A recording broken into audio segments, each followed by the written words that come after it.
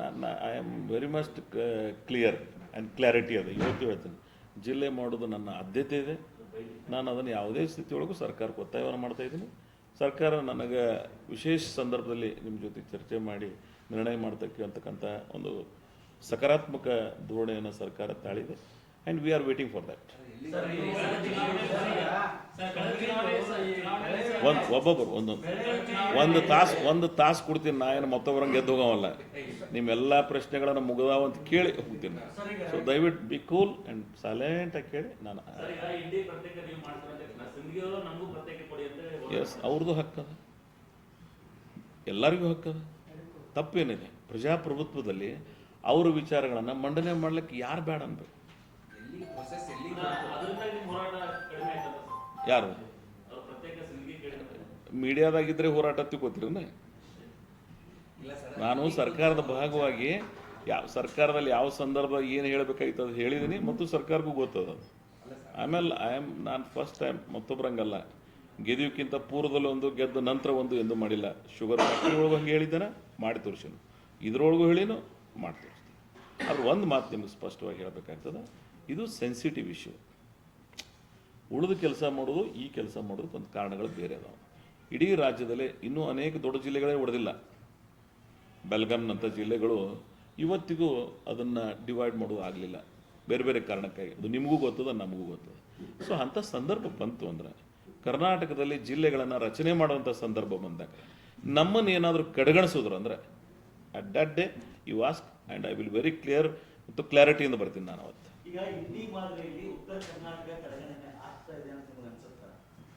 ಏನು ಸರ್? ಇಂಡಿಗೆ ಯಾಕೆ ಕಡೆಗಣೆ ಆಗ್ತದೆ?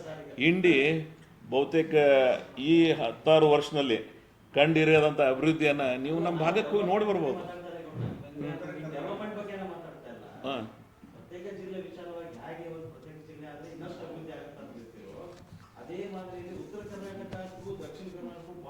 ಸ್ವಾತಂತ್ರ್ಯದ ನಂತರ ರಾಜ್ಯದ ರಾಜಧಾನಿಯಿಂದ ಭಾಳ ದೂರ ಇದೀವಿ ನಾವು. ಅನೇಕ ಸಂದರ್ಭದಲ್ಲಿ ನಮಗೆ ಕೆಲವು ಅನ್ಯಾಯ ಆದದ್ದನ್ನು ನಾವೆಲ್ಲರೂ ಪ್ರಾಮಾಣಿಕವಾಗಿ ಒಪ್ಕೋತೇವೆ. ಯಾವುದೇ ಸರ್ಕಾರ ಇರಲಿ, ಉತ್ತರ ಕರ್ನಾಟಕಕ್ಕೆ ನಮಗೇನು ಸಿಗಬೇಕಾಗಿತ್ತು ಸಿಕ್ಕಿಲ್ಲ. ಕೆಲವು ಧ್ವನಿಗಳು ಅವಾಗವಾಗ ಪ್ರತ್ಯೇಕತೆ ಬಗ್ಗೆ ಮಾತನಾಡ್ತಕ್ಕಂಥವ್ರು ಇದ್ದರು, ಅವರೆಲ್ಲ ಇವತ್ತು ನಮ್ಮಲ್ಲಿ ಇಲ್ಲ. ಕೆಲವರು ಹೋಗಿದ್ದಾರೆ, ಉಮೇಶ್ ಕತ್ತಿ ಅಂತವ್ರು. ಆದರೆ ಆ ಭಾವನೆಯನ್ನು ಮೂಡಿಸ್ಲಾರ್ದಂಗೆ ನೋಡ್ಕೋಬೇಕಾದದ್ದು ಈಗಿನ ಸರ್ಕಾರದ ಜವಾಬ್ದಾರಿ. ಸೊ ನನ್ನ ಕಳ್ಕಳಿ ವಿನಂತಿ, ಪ್ರತ್ಯೇಕತೆ ಭಾವ ನಮ್ಮಲ್ಲಿ ಬೇಡ.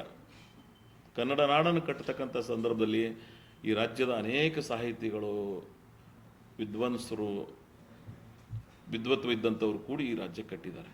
ಈ ರಾಜ್ಯದ ಸಮಗ್ರ ಅಭಿವೃದ್ಧಿ ಮಾಡ್ತಕ್ಕಂಥ ವಾತಾವರಣ ಸೃಷ್ಟಿಯಾಗಲಿ, ಎಲ್ಲ ಕಡೆಯೂ ಸಮರ್ಪಕವಾಗಿ ಅಭಿವೃದ್ಧಿ ಆಗಲಿ ಅನ್ನೋದು ನಮ್ಮ ಸದಾಶಯ. ಅವ್ರ ಸರ್ಕಾರ ಎಲ್ಲಾದರೂ ಇದಕ್ಕೆ ಲೋಪ ಆಯಿತು ಅಂದರೆ, ಇವತ್ತು ಅದಕ್ಕಾಗಿಯೇ ಇವತ್ತು ಚಳಿಗಾಲದ ಅಧಿವೇಶನ ಬೆಳಗಾಮದಲ್ಲಿ ಯಾಕೆ ನಡೆಸ್ತಾ ಇದ್ದೀವಿ ಅಂದ್ರೆ, ಯಾರೇ ನಡೆಸಲಿ ಇತ್ತೀಚಿನ ದಿನಗಳಲ್ಲಿ ಈ ಭಾಗದ ಚಿಂತನೆಗಳನ್ನು, ಈ ಭಾಗದ ವಿಚಾರಗಳಿಗೆ ಹೆಚ್ಚಿನ ಅವಕಾಶ ಸಿಗಲಿ ಅನ್ನೋ ಸಂಬಂಧ ಇವತ್ತು ಅಧಿವೇಶನ. ಅದಕ್ಕಾಗಿಯೇ ನಾವೆಲ್ಲ ಬೆಳಗಾಂ ಅಧಿವೇಶನದಲ್ಲಿ ಈ ಭಾಗದ ಭಾವನೆಗಳನ್ನು ಮತ್ತು ಇಡೀ ಉತ್ತರ ಕರ್ನಾಟಕದ ಬಗ್ಗೆ ಚರ್ಚೆ ಮಾಡಿದ್ದೀವಿ ನಾವು. ಅಂಥ ಒಂದು ವಾತಾವರಣ ಸೃಷ್ಟಿಯಾಗಲಿಕ್ಕೆ ಇವತ್ತು ಸೆಷನ್ ಅದ. ನಾವೆಲ್ಲರೂ ಅದ್ರ ಬಗ್ಗೆ ಬಹುತೇಕ ಚುನಾಯಿತ ಪ್ರತಿನಿಧಿಗಳು ಅದರಲ್ಲಿ ಆಸಕ್ತಿಯಿಂದ ಭಾಗವಹಿಸಿಕೆ ಇದ್ದೇ ಇರ್ತದೆ. ಈ ಭಾಗದ ಅನೇಕ ಸಮಸ್ಯೆಗಳನ್ನು ಬೆಳಕು ಚೆಲ್ತಕ್ಕಂಥ ಪ್ರಯತ್ನ ಅಲ್ಲಿ ನಡೀತದೆ ಸದನದೊಳಗೆ. ಸಂಬಂಧಪಟ್ಟಂಗೆ ಎಲ್ಲೂ ಸರ್ಕಾರ ಮತ್ತೆ ಈಗಾಗಲೇ ನಡೀತಾ ಇರೋ ಅವಿಭಜಿತ ವಿಜಯಪುರ ಜಿಲ್ಲೆಯ ಹೋರಾಟ, ಅದ್ರ ಬಗ್ಗೆನೂ ಯಾವುದು ಸ್ಪಂದನೆ, ಪ್ರತಿಕ್ರಿಯೆಗಳು ಕೂಡ ಸರ್ಕಾರ ಇಲ್ಲ. 524 ಮಾಡಬೇಕು ಅನ್ನೋದು ನಮ್ಮ ಸರ್ಕಾರದ ಭಾಳ ಸ್ಪಷ್ಟ ನಿರ್ಣಯ ಅದ, ಅದ್ರ ಎರಡನೇ ಮಾತೇ ಇಲ್ಲ. ಆದರೆ ಈಗೇನೊಂದು ಆತಂಕ ಮೂಡಿದೆ ರೈತರದು, ಏನೊಂದು ಹೋರಾಟ ನಡೀತಾ ಇದೆ. ಬರೀ 524 ಅನ್ನೋದು ಒಂದೇ ಅಲ್ಲ, ಪರಿಹಾರ ಕೊಡಬೇಕಾಗ್ತದೆ. ಅದು ಯಾವ ವಾತಾವರಣ ನಿರ್ಮಾಣ ಮಾಡಬೇಕು ಅನ್ನೋದ್ರ ಬಗ್ಗೆ ಸಮಗ್ರ ಚರ್ಚೆಯನ್ನು ಮಾಡಿ ಸರ್ಕಾರ ಸ್ಪಷ್ಟತೆಯನ್ನು ಬೆಳಗಾಂ ಅಧಿವೇಶನದಲ್ಲಿ ಕೊಡ್ತಾರೆ ಅಂತ ನಾನು ಭಾವಿಸಿದ್ದೀನಿ. ನಾನು ಒತ್ತಾಯ ಮಾಡ್ತೀನಿ.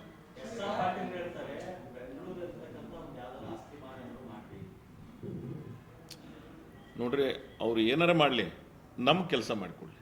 ಅವ್ರು ಆಸ್ತಿಯಾರ ಮಾಡಲಿ, ಸಾಲಾರೇ ತಗೊಳ್ಳಿ.